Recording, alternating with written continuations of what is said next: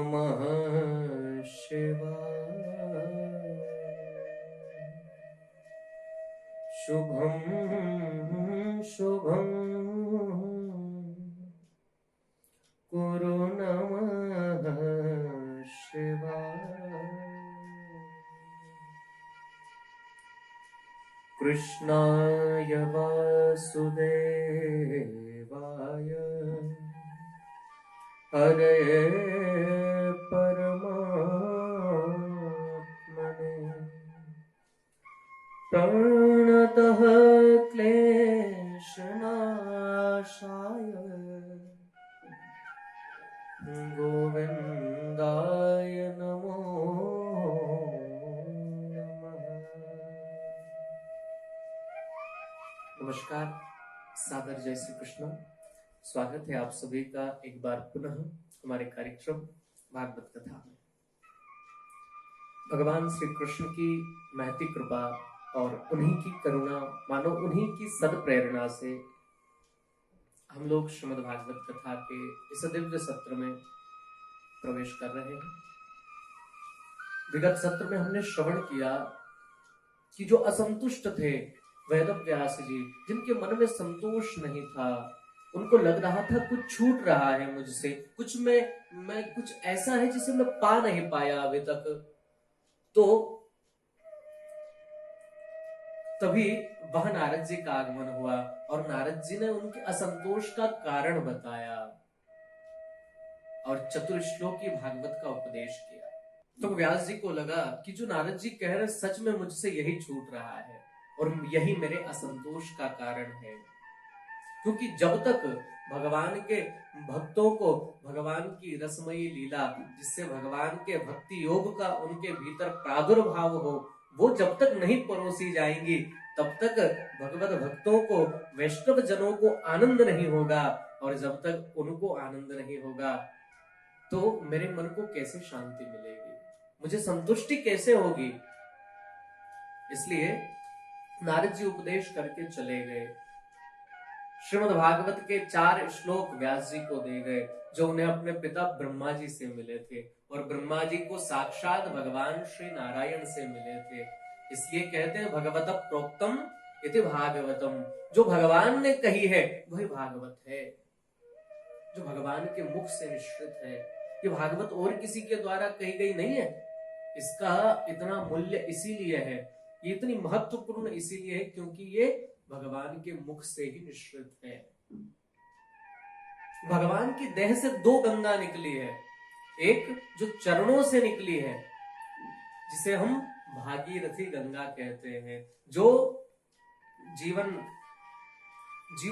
से जो पापों से कलुषित प्राणी है, वो भी एक बार जाकर उसमें यदि स्नान कर ले तो जन्म जन्मांतरों के पाप उनके नष्ट हो जाते हैं। और दूसरी भगवान के मुख से जो गंगा निकली है वो भागवती गंगा है, वो भागवत रूपी ये गंगा है, जिसको आज समूचे विश्व में सबसे अधिक सुनी जाने वाली कथा के रूप में जो प्रतिष्ठित है। इसलिए ये 2 गंगाएं परमात्मा के मुख से निकली है। पहली भागीरथी गंगा जो चरणों से निकली है और दूसरी भागवती गंगा जो भगवान के मुख से निकली है। इसलिए ये कोई सामान्य नहीं है।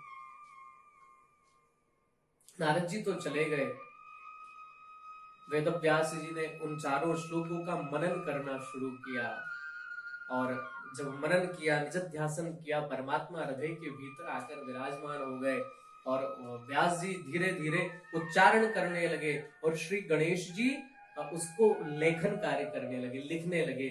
और देखते ही देखते कब वो 4 श्लोक की भागवत 18,000 श्लोकों में परिणीत हो गई और दिव्य संहिता बनकर के तैयार हो गई। व्यास जी बड़े प्रसन्न हुए, बड़े प्रमोदित हुए, परंतु प्रसन्नता के साथ ही एक चिंता और मन में हो गई। व्यास जी ने मन में विचार किया कि मैंने इतनी बड़ी संहिता तो बना दी, परंतु मैं इसका उत्तरदायित्व दूं किसे, जो कोई इसका प्रचार प्रसार करके मानव जाति तक, जन सामान्य तक इसको पहुंचा दे। भाई हम बहुत अच्छी चीज का क्रिएशन हमने किया है, बहुत अच्छी चीज का हमने निर्माण किया है, परंतु जब तक उसका प्रचार प्रसार नहीं किया होगा, जब तक उसको लोगों तक न पहुंचाया जाएगा, तब तक वो जन कल्याण के काम कैसे आ पाएगी। आपने बहुत अच्छी चीज बनाई है, पड़ी है आपके घर के भीतर, जब तक वो व्यवहार में, जब तक वो संसार के लोगों के सामने नहीं आएगी, तब तक उसका व्यापक उपयोग नहीं हो पाएगा, कोई व्यापक तरीके से उसका लाभ नहीं उठा पाएगा। तो व्यास जी ने मन में विचार किया, मैंने बनाई तो बहुत अच्छी है, इस संहिता की रचना बहुत अच्छी है, इसमें अद्भुत भगवान के चरित्र हैं, कथाएं हैं, परंतु इन्हें जन जन तक पहुंचाएगा कौन। मन में विचार किया है, प्रभु आप ही सुझाइए कि ये कथा कौन जन जन तक पहुंचा सकता है। आंख बंद कर जैसे ही भगवान का स्मरण किया, तुरंत अपने बेटे सुखदेव की याद आई। मन में विचार किया, अरे जिस खोज के लिए इतना मैं चिंतित था कि आखिरकार कौन होगा जो इसे जन जन तक पहुंचाएगा, और जब स्मरण करने बैठा तो मुझे अपने ही बेटे की स्मृति हो रही है, उसकी याद आ रही है। वो ये कैसे कर पाएगा, क्योंकि वो तो जन्म लेते से ही संन्यास ग्रहण करके जंगल की ओर चला गया था। अब वो न जाने कहाँ होगा, और वो तो निर्गुण ब्रह्म की साधना में लीन होगा। इन सगुण साकार स्वरूपों को लोगों के सामने किस तरह स्थापित करेगा। और पहली बात तो ये कि वो मुझे मिलेगा कहाँ, मैं उसको सुनाऊंगा कैसे। तभी भगवान की प्रेरणा हुई व्यास जी के मन में, और उन्होंने क्या किया, अपने कुछ शिष्यों को बुला करके भागवत के कुछ श्लोक रटा दिए और कहा, बेटा तुम जब भी वन में जाओ ना, गौ चराने, गैया चराने के लिए जाओ, तो इन श्लोकों को गुनगुनाते रहना। मुझे विश्वास है कि भागवत के ये जो श्लोक हैं, ये एक न एक दिन सुखदेव के कानों में जरूर पड़ेंगे, और जिस दिन उसके कानों में ये श्लोक पड़ेंगे, इन श्लोकों का इतना महत्व है, भगवान की कथा का इतना महत्व, इतनी महिमा है कि इन श्लोकों को सुनकर वो अपने आप को वश में नहीं रख पाएगा, और वो दौड़ा मेरे पास आएगा। ये मेरी रचना का प्रभाव नहीं है, ये मेरे अपने व्यक्तित्व का कोई प्रभाव नहीं, ये भगवान की कथा का प्रभाव है। और मुझे ऐसा विश्वास है कि एक दिन ऐसा जरूर होगा। और वो शिष्य जो है वेद व्यास जी के, जब गाय चराने के लिए जंगल में जाते तो उन श्लोकों को गुनगुनाते रहते थे। एक बार संयोग ऐसा हुआ, जिस गुफा में बैठकर श्री सुखदेव जी तपस्या कर रहे थे, उस निर्गुण निर्विशेष निराकार ब्रह्म की समाधि में लीन थे, तभी एक व्यास जी का शिष्य गौचारण करता करता उस गुफा के पास से निकल पड़ा और एक श्लोक भागवत का गुनगुनाने लगा। वरह पीडम नटवर वपुः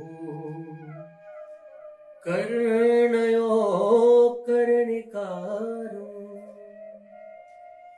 बिभ्रद्वासः कनक कपिशं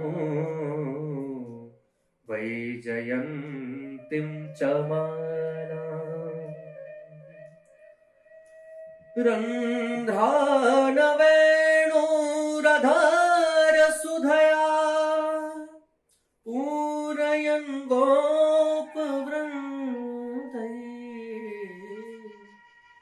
वृन्दारण्यं स्वपदरमणं प्रविशद गीत कीर्ति। बड़ा अद्भुत श्लोक गुनगुनाया। भगवान के स्वरूप का इसमें वर्णन है, भगवान का स्वरूप कैसा है। वरह पीडम, जिन्होंने मोर का पंख अपने माथे पर धारण कर रखा है। नटवर वपुः, जो नटों में श्रेष्ठ है, जिनकी सुंदरता का पूरा जमाना कायल है, जिनकी सुंदरता के पीछे करोड़ों कामदेव अपने आप को वार देते हैं। हमारे यहाँ सबसे सुंदर कोई देव है तो वो कामदेव है, परंतु जिसके पीछे करोड़ों कामदेव की शोभाएं भी फीकी पड़ जाती है, ऐसी शोभा मेरे द्वारकानाथ श्री कृष्ण की है, उस नंदलाल की है। तो नटवर वपुः, जो करोड़ों कामदेव की कांति को भी अपने सामने फीका कर देता है। और जो गाय चराते वक्त संध्या का जब समय हो गया, तो भगवान गाय चारण करते करते अब संध्या के समय अपने घर की ओर चले, वृंदावन की ओर चले। तो गायों के पीछे पीछे भगवान चल रहे, आगे आगे गाय चल रही है। संध्या का समय हो रहा है, सूर्यास्त होने को है, और जब सूर्य अस्त होता है तब लालिमा छा जाती है। अब इधर भगवान जो है गायें लेकर वृंदावन की ओर जा रहे हैं। आगे आगे गायें हैं, पीछे पीछे भगवान। उन गायों के चलने से जो रज उड़ रही है, वो रज कण उड़ करके भगवान के ऊपर गिर रहे हैं, और जहां जहां भगवान के चलने के परिश्रम के कारण भगवान के मस्तक पर स्वेद अर्थात पसीने की कुछ बूंदें जो हो गई है, वो रज उड़कर जब उन बूंदों पर लगती है तो ब्रज रज का एक अपना मिजाज है। वो ऐसी चमकती हुई, अब माथे पर उन पसीने की बूंदों पर वो रज चिपक रही है, तो ऐसा प्रतीत हो रहा है मानो भगवान के माथे पर मोती जड़े हो। और चलते चलते कभी कभी कोई पुष्प तोड़ लिया, एक कनेर का पुष्प तोड़ लिया, कभी इस कान पर लगाते, कभी उस कान पर लगाते। ग्वाल मंडलियां आपस में घेरे हुए हैं कन्हैया को और कहते, वाह भैया कन्हैया, तू तो बड़ा सुंदर लग रहा है, तू तो बड़ा सुंदर लग रहा है। प्राविशद गीत कीर्ति, भगवान की कीर्ति का गायन करते हुए वो ग्वाले चल रहे हैं। जैसे ही ये श्लोक सुखदेव जी के कानों में पड़ा, चित्त एकदम आकृष्ट हुआ, चित्त खींचा, दौड़कर गुफा से बाहर आए। अरे इतना छेल छबीला कौन है भैया, इतनी सुंदर झांकी किसकी है, एक बार तो जीवन में इसका दर्शन करूं, जाकर के पूछूं कि ये कहां मिलेगा जिसके स्वरूप का तुमने अभी वर्णन किया। गुफा से बाहर आने को उद्यत हुए, तभी मन में विचार आया, भाई सुंदर तो बहुत है, परंतु जो ज्यादा सुंदर होते हैं उन लोगों को अभिमान बहुत होता है। अब मैं तो उसके पीछे पागलों जैसा घूमूं कि मैं उसका दर्शन कर पाऊं, और वो कहीं हमें भाव ही न दे, उसको कभी हमारी जरूरत ही न हो। तो वैसा वैसा उसके दर्शन का क्या अभिप्राय, क्या मतलब। स्वरूप चाहे कितना सुंदर हो, जब स्वभाव सुंदर नहीं है तो मुझे दर्शन नहीं करना। वो जाकर फिर बैठ गए। तभी एक दूसरा जो है व्यास जी का शिष्य वहां से निकल पड़ा। उसने एक अन्य श्लोक, एक दूसरा श्लोक गुनगुनाया जिसमें भगवान के स्वभाव का वर्णन है। पहले श्लोक में भगवान के स्वरूप का वर्णन था और दूसरे में स्वभाव का वर्णन है। और भगवान का स्वभाव, आहा क्या कहने। अहो वकीयं स्तन कालकूटम् जिघांसया पाययतप्यसाध्वी लेभे गतिं धातृचितां ततुन्यं कम्बः दयालुं शरणं व्रजे। इसमें भगवान के स्वभाव का वर्णन किया गया। और भगवान का स्वभाव कैसा है, बड़ा अद्भुत है। बोले जो पूतना राक्षसी है और भगवान को मारने की भावना से अपने स्तनों में विष लगा करके आई है। आगे चलकर आप कथा सुनेंगे। जो राक्षसी है भगवान को मारने के लिए अपने स्तनों में विष लगा करके आई है और भगवान को स्तनपान करके मारना चाहती है। किसी ने पूछा क्यों प्रभु, इसकी क्या गति होगी? तो भगवान कहते हैं, भैया कैसी भी है परंतु काम तो ये माँ के जैसा ही कर रही है। स्तनपान तो माँ ही कराती है, इसलिए इसको मैं वही गति प्रदान करूंगा, इसको मैं वही मान सम्मान, वही आदर दूंगा, वही पद दूंगा जो मैंने अपनी माँ देवकी, माता यशोदा और माता रोहिणी को प्रदान किया है। बताइए, जो हत्या का भाव लेकर के मन में आई है उसे भी अपने माँ के समान पद प्रदान करे, आदर प्रदान करे, सम्मान प्रदान करे, उससे बड़ा दयालु और कौन होगा साहब। कंबह दयालुम शरणम व्रजेम। व्यास जी कहते हैं, ऐसे दयालु की शरण में कोई न जाए उससे बड़ा अभागा कोई हो नहीं सकता। तो ऐसा अद्भुत भगवान का स्वभाव है। और जब भगवान के स्वभाव का वर्णन सुना तो सुखदेव जी अब की बार अपने आप को रोक नहीं पाए और दौड़े दौड़े बाहर आए। व्यास जी के शिष्य से कहा, भैया तुमने बड़े सुंदर सुंदर श्लोक सुनाए, कृपा करके 2-4 और श्लोक ऐसे सुनाओ ना, बड़ा आनंद आ गया। व्यास जी के शिष्य ने कहा, बोले मुझे तो इससे ज्यादा नहीं आते, यदि इससे ज्यादा सुनना है तो आप मेरे पिताजी, मेरे गुरु जी के पास चलिए। सुखदेव जी ने पूछा, अरे आपको नहीं आते? बोले हाँ हमको तो नहीं आते। अच्छा आपके गुरुजी को आते? बोले हाँ हमारे गुरुजी के पास तो ऐसे 18,000 श्लोक है, हमने तो केवल आपको 2 ही सुनाए हैं। अब तो व्यास जी का चित्त, अब तो जो है सुखदेव जी का चित्त बड़ा प्रमोदित हो गया, 18,000 ऐसे ही श्लोक हैं। बोले हाँ कौन है तुम्हारे गुरुजी? बोले हमारे गुरुजी है श्री वेद व्यास जी।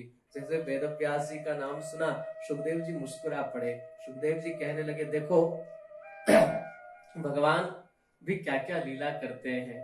जिस घर से भाग कर मैं आया, आज वही भगवान की कथा ही मुझे वहां तक ले जा रही है पुनः। सुखदेव जी कहते हैं, अरे व्यास जी तो मेरे पिताजी हैं। व्यास जी के शिष्यों ने कहा, तो प्रभु फिर देर किस बात की, चलिए ना। दौड़े दौड़े श्री सुखदेव जी अपने पिता के पास पहुंचे, प्रणाम किया। सुखदेव जी को देख करके व्यास जी की आंखों में आंसू आ गए। वेद व्यास जी कहते हैं, वह प्रभु आपकी लीला का अद्भुत चमत्कार है। जिस बालक को जन्म लेते से ही जाने से मैं रोक नहीं पाया, जिसे मेरा पितृ प्रेम नहीं रोक पाया, वो उस बालक को आपकी कथा, आपके चरित्र खींच कर मेरे पास पुनः ले आए। बड़ी आपकी मेहरबानी। आपकी कथा में कितना दम है, कितना पावर है। तो कथा का की ये विशेषता है। और भगवान कृष्ण का तो नाम ही कर्षयति इति कृष्णः, जिसका चरित्र, जिसकी प्रत्येक क्रिया, जिसकी प्रत्येक चेष्टा और उनके भक्तों को उनकी ओर खींचती है, वही तो कृष्ण है। और फिर वेद व्यास जी ने अपने पुत्र श्री सुखदेव जी को सांगोपांग विधि से संपूर्ण भागवत का अध्ययन कराया। और इन्हीं सुखदेव जी ने फिर कालांतर में सम्राट परीक्षित को श्रीमद् भागवत का श्रवण कराया। और परीक्षित को जब श्रवण कराया, उसी समय से ये व्यापक रूप से पूरे संसार में श्रीमद् भागवत की कथा जन जन तक सुलभ हो पाई। तब सोनकादि 88,000 ऋषि जो है वो सूत जी से पूछते हैं, भगवान एक बात बताएं, हमने सुना है जो परीक्षित है वो तो चक्रवर्ती सम्राट था, और उसको उतना समय मिला कैसे? आजकल कोई छोटा मोटा नेता बन जाता है या किसी संगठन का अध्यक्ष हो जाता है तो उसको समय नहीं होता। तो ये तो पृथ्वी के एक छत्र सम्राट थे, पूरी पृथ्वी का राजा, उसको 7 दिन तक एक स्थान पर बैठकर भागवत श्रवण करने का मौका मिला कैसे? और आखिर उसको क्यों सुनना पड़ी? आप कृपा करके हमें बताइए। तब श्री सूत जी महाराज आगे की कथा का वर्णन करते हैं, परंतु हम लोग अगले सत्र में इस पर चर्चा करेंगे। तब तक के लिए सागर जय श्री कृष्ण। आप सभी को एक बार पुनः बहुत बहुत धन्यवाद। आप भी सुने और उनको भी सुने।